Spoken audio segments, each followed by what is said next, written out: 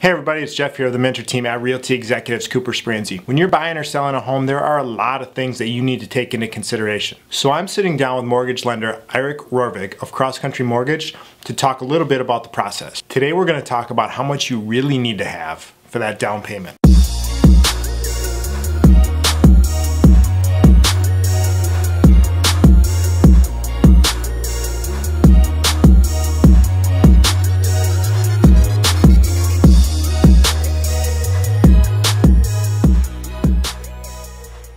Hey everybody, Jeff here of the mentor team at Realty Executives Cooper Spransey, sitting with Eirik of Cross Country Mortgage.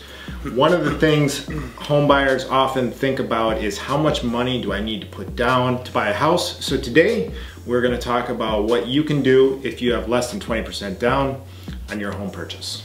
So Eirik, people who come to you and they're trying to get a loan, but they're not quite sure how much they're going to put down. Yep. What type of conversations are you having, or options do you have available for them? Sure. So it really, a lot of it stems from if you're first time home buyer or not. Because if you're a first time home buyer, you're allowed to have a lower down payment. So as little as 3% for Fannie Mae and Freddie Mac loans. As a first time home buyer, they actually have two really great programs. One's called Home Ready through Fannie Mae, and one's called Home Possible. I know they sound very similar because they're very similar. Yeah.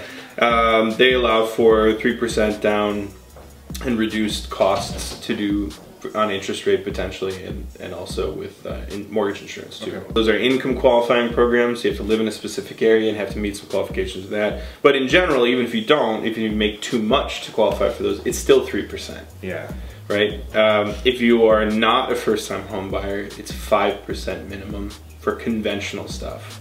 FHA is always 3.5% for a single-family home. We do have USDA options as well.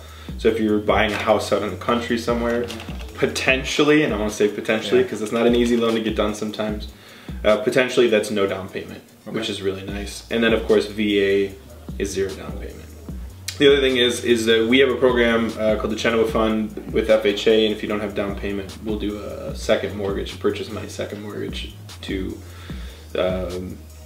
make up that difference. Big idea here that I'm hearing is if you don't have a lot of cash on hand, you could still be in a situation where you can buy a house and you can still make that necessary payment up front to get things closed and start moving forward.